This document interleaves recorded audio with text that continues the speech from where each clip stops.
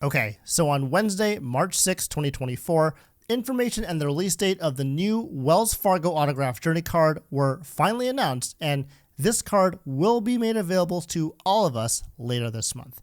And the release date looks something like this. On March 9th, you'll be able to apply for this card in branch at select Wells Fargo locations with an online rollout to the general population on March 20th. And this has caused a great buzz within the credit card community, and for very good reason.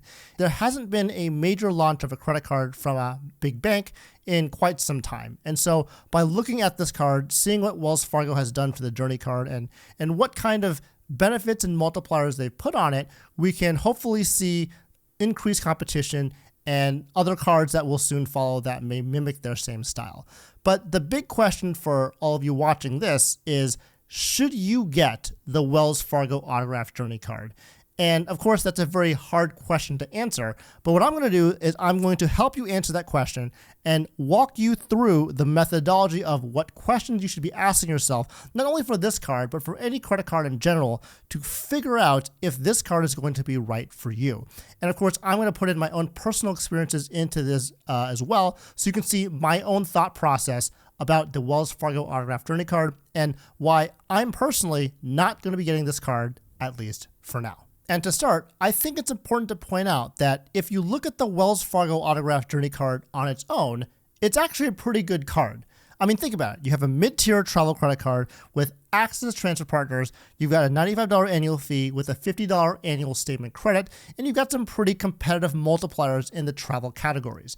And so if you look at it in that frame of reference, it actually is, again, a pretty good card.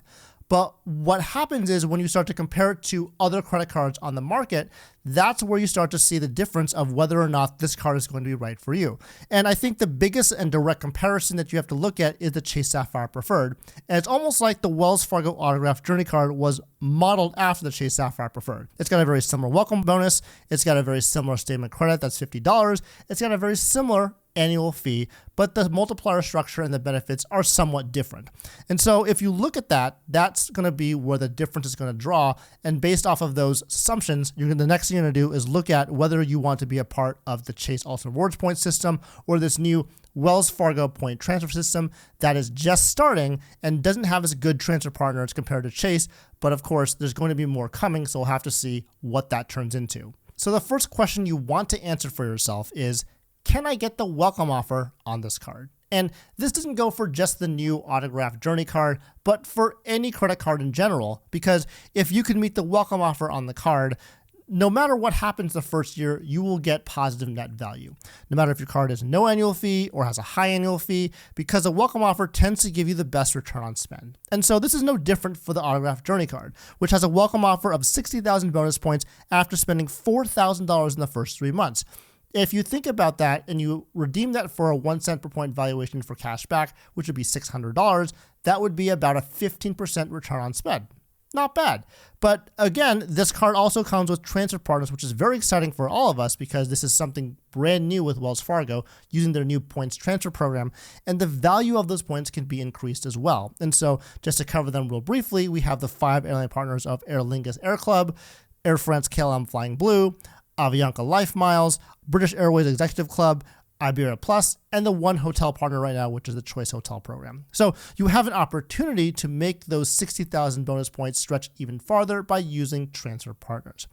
But again, the first year is going to be pretty easily able for you to get value from. But after that first year, then you have to think about, how am I going to get value from this card and how does that look like for me? And so looking forward past that first year is going to be very important. And what's nice about the first year is that if you use the card and you find that it's for you, you can keep it the second year. But if you don't like it, you can always cancel it or downgrade it or what have you. And so moving forward from that, you do have a $95 annual fee on this card. And like we mentioned earlier, there's a $50 statement credit for airline purchases, which is pretty broad. It sounds like it's for tickets and for incidental credits like baggage fees or seat upgrades, things like that. And so if you use that $50 annual statement credit, that really drops your $95 annual fee down to a $45 effective annual fee. And I truly think this makes it a true effective annual fee because this statement credit is annual. and you can use it on a very broad range of purchases. And if you can't make $50 of airline purchases in a year on this card, you really shouldn't be having this card anyways. And so that's how I think about it. So really, this is a $45 annual fee credit card. Much like you look at the Chase Sapphire Reserve and say, well, that card has $550 annual fee, but you have that $300 annual travel credit, so therefore it's really an effective annual fee of $250. I think that still holds true for that card as well. Another good example of that would be the US Bank Altitude Reserve card, which has a very generous $325 travel and dining credit. So really that effective annual fee for that card is $75. And there's going to be certain opinions of if you want to use the words effective annual fee. I think it's a good way of looking at it, especially in this particular situation. So again, $45 annual fee for this mid-tier travel credit card. If you get the welcome offer, definitely something to think about. But one thing I want to mention is who is the best population to have this type of credit card. And the reason why I say this is because it's going to be someone that's more early on in their credit card journey. We're going to get into more of this when we talk about the multipliers, but really it's going to be for someone that's earlier on to take advantage of the elevated multipliers. And also another big important point that we're going to talk about is this next point, which is about the Chase 524 rule. So the second question you want to answer for yourself is, do you care about the Chase 524 rule? As this Wells Fargo Autograph Journey card is a personal credit card, if you apply for it and get it, it will take up a Chase 524 slot. And like I mentioned earlier, I don't think this credit card is for people at the end of the credit card journey because there are lots of better credit cards out there compared to this mid-tier travel credit card, which is obvious because there's obviously premium travel credit cards. So if you're at the end of your credit card journey, you'll probably get this card only if you want another sign-up bonus to hit. But if you're looking at this card in terms of someone who's earlier on in their credit card journey, then I think you have to think about if Chase 524 matters to you or not. Because you don't want to crowd yourself out from a great Chase credit card or Chase credit card welcome offer because you wanted to get this card because of the hype. So as we all know, Chase has a lot of great credit cards, such as the Freedom lineup. You've got the Chase Sapphire Preferred and Reserve. We cannot forget about the Ink credit cards like the Ink Cash Unlimited and Preferred because they have wonderful welcome offers, sometimes even elevated ones at times. And not to mention, we have a lot of great credit cards that are co-branded, like the United cards, the Marriotts, the IHGs, and the Southwest credit cards, if those float your boat. And so you want to make sure you have availability to apply for those cards. And so looking at the Wells Fargo package versus the other Chase credit cards, I think that's why that direct comparison is very important. Looking at whether or not you want to go down the Chase path or the Wells Fargo path. I think this new credit card does open up a lot of great trifecta or credit card setups opportunities within the Wells Fargo ecosystem. So before we had just the Chase trifecta to work for when you're early on in your credit card journey. And then we had the Capital One Duo that kind of came out. And I think now we're starting to see the beginnings of a new Wells Fargo trifecta. And so we have to take a look at how these can interact with each other, which one is more valuable to you. Right now, I think it really is more towards the Chase because they have a lot more transfer partners. But Wells Fargo is getting there to the point where they have some very compelling cards because unlike the Chase trifecta where you don't really spend as much on like the Chase Sapphire Preferred, for example, like this card has a lot of multipliers where you may actually do spend a lot more money on. And with our mind on multipliers, let's now dig into them because that's where it gets really interesting. And so the third question you want to answer for yourself is, am I going to be using this card for spending, for benefits, or both? And the reason why that's important to think about is that if you have a welcome offer that you had gotten in the first year, years 2 and beyond are not going to have that welcome offer. So you'll have to figure out if the annual fee, which for us, this effective annual fee is $45, will you get enough value from either spending on the card or using the benefits to outweigh the money you paid with that annual fee. And so luckily for us, the Wells Fargo Autograph Journey card does have a 5x hotel multiplier, which is pretty compelling.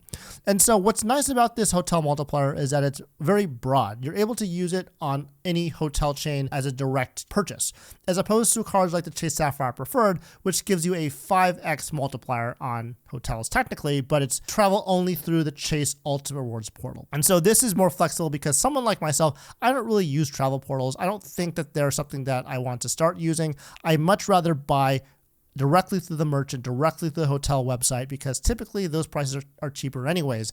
And if you have to cancel or do other things, it's generally easier to do so directly through the website of the actual hotel. And so I personally really like this 5X hotel category. But having said that, because I really like staying at Marriott properties, I already have a lot of their credit cards. So for example, I have the Bonvoy Brilliant, I have the Chase Ritz-Carlton, I also have the Amex Bonvoy Business Card, all of which gives me 6x points back on Marriott purchases, which, it's higher than this 5x hotel category. But again, two things. The first thing is that the Marriott points are less valuable than 1 Central Point typically if you use them at domestic properties. And also the 5X multiplier on the Autograph Journey, those are flexible point currencies, so they do scale up if you decide to use them for transfer partners and redeem them for a very great redemption.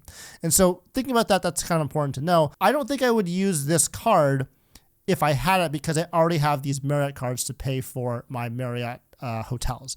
Now, on occasion, I do stay at hotels that are not Marriott properties, but for me, what I do is I use my US Bank Altitude Reserve card, because that also gets me 3x points back on travel, which does include hotels.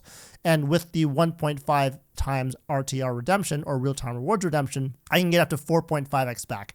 Now, is that as good as this 5x? No, but I think that it's nice that this 4.5x back is going to be always guaranteed for me. It's on another card for me that I can use. And so having another card with another annual fee just to get a 0.5x multiplier for me wouldn't really be worth it. But of course, that may be different for you. And so that's something to think about if you are looking at this 5x multiplier, thinking about the end of the card. Because of that, just look at your other credit cards in your portfolio with hotels, and I think that would be something that would be important to just analyze for yourself. The next multiplier that's important to look at is the 4X on airlines, which is another pretty good multiplier for a card of this type, which is the mid-tier travel credit card. Again, it's pretty much a great multiplier compared to most other credit cards. Now, the ones that come to mind that are better or similar would be the United Infinite Club card, which gets you 4x on United, as well as the obvious Big Daddy Platinum card, which gets you 5x MR points back on flights. And so the difference is because these are premium luxury travel credit cards. I think the Infinite card has an annual fee of $525, and of course the Platinum has an annual fee of $695, whereas this only has an annual fee of $95. And I think it's important to note that, again, this card it looks to me that it's geared towards people in the earlier stages of the credit card journey, just starting out with transfer partners. But what's really puzzling to me is that the transfer partners they chose aren't necessarily the ones that are the easiest to use. Now, having said that, I'm not the biggest transfer partner guru or anything like that, but when I look at the transfer partners they have listed, they're not ones that I would say are like for the beginner transfer partner aficionado, right? It's going to be for people that want to do a lot more transfer partners within a certain airline group, for example, One World Alliance or Star Alliance or the SkyTeam Alliance. And so again, we want to make sure that we look at these airlines multipliers in that context, that if you look at 5X hotels and 4X on airlines, those are the ones you're going to look at as the spending multipliers that you want to pound as much spend on this card to get the most amount of value. Because again, these are uncapped multipliers.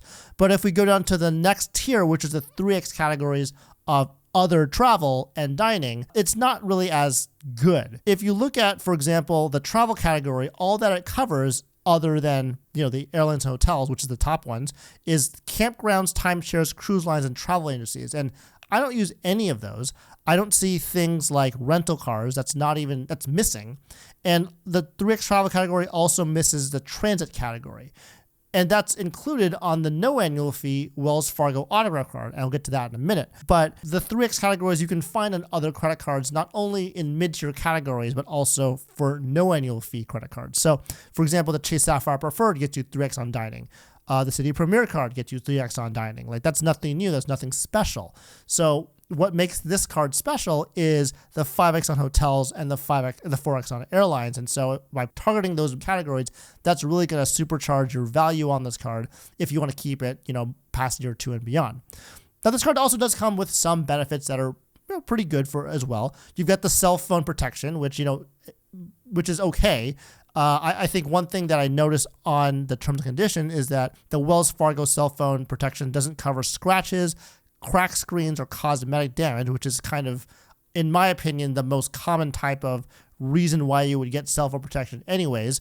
Of course, it covers, quote, damaged, stolen, or phones unable to be recovered as a result of involuntary or accidental parting, for whatever that is. But again, it's something that I think is, it seems good, but it's, in practice, we have to see how good it really is. Of course, the one thing that's nice about this card too is that it does have travel protections, all those typical things you'd think about that you would find on something like the Chase Sapphire Preferred or an Amex Green card, for example. You don't have any of those travel protections on the Citi cards, and so that Wells Fargo Autograph Journey card does have that advantage over those Citi cards. And so again, one of the things you want to look at is, are those benefits going to outweigh the annual fee on this Wells Fargo Autograph Journey card? And then we'll kind of move on from there. So the next question you want to answer for yourself is, should you get the Autograph Journey card, or do you think the Autograph regular card is going to be better for you? And I think this is a very good exercise to think about, because even though the Autograph Journey card looks really cool, it's got like shiny new features, it's more the hype right now, the Autograph card on its own will be getting its own transfer partners. And so it does have that the same as the Autograph Journey card. So do you really need to spend that $95 annual fee for those extra benefits? And so to figure out what that is, we have to look at each card on its own.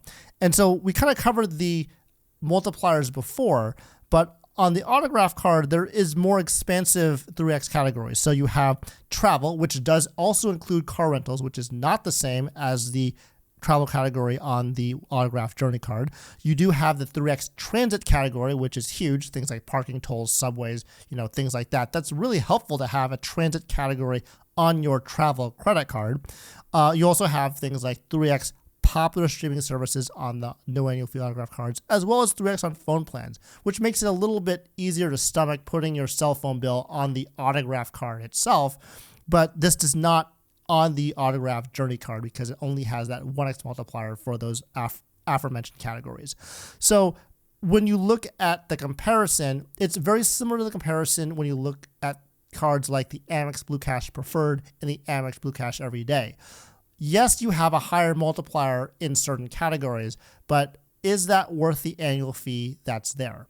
And that brings us back to really, what is the big separating difference between the Autograph card, the no annual fee version, and the Autograph Journey card with that $95 annual fee, really that effective $45 annual fee? And to me, it comes down to the 5X on hotel and the 4X on the airlines and those multipliers. And so if you think this is going to be your main travel card and you're going to be able to pound out spend on that 5X hotel category and that 4X flight category, I think this is a great card to have, especially if you haven't gotten yet to like the Hilton cards, the Marriott cards, or the IHG cards. If you have no other travel credit card to use, this would be a great flexible point earning card to get if you're getting started in the transferable point currency game. Now, the Chase cards are also good too, like the Chase Sapphire Reserve. You get to that 3X travel multiplier for Ultra Rewards points. Now, it's not as many rewards points because it's 3X, but you do have a lot more transfer partners available, so you have to think about that as well. Similarly, the American Express Green card, which has that annual fee of $150, but gets you a pretty good 3X travel transit dining on that card too, and has access to, of course, the membership rewards program, which has a lot more transfer partners. I think that's another great option if you want to go into, and you're just starting into the transfer partners game. And so what I want to think about and really focus on here is, do you want to go into this new point system with Wells Fargo? I think they have a lot of opportunity. They have a lot of things going for them in the future. Their transfer partners right now are fairly weak compared to the Ultra Rewards program versus the membership rewards program. But again, their multipliers are higher. They are better. So if you can spend a lot on your card and really make it worth it for you, especially on that airline and hotel spending, then I think that Autograph Journey card would be the right card for you. But otherwise, I'd probably skip it for now. Okay, so those are my thoughts on the new Wells Fargo Autograph Journey card. Again, I think this card is great for those of you who don't have any hotel or airline credit cards yet and can use this card to really do a lot of spend on that airline and hotel multiplier. And of course, you could meet that new welcome offer of spending $4,000 in the first 3 months for 60,000 bonus points. And of course, there are also plenty of other good travel credit cards, including ones that have no annual fee and no foreign transaction fees. And to see the 7 best cards of this category, check out this video next.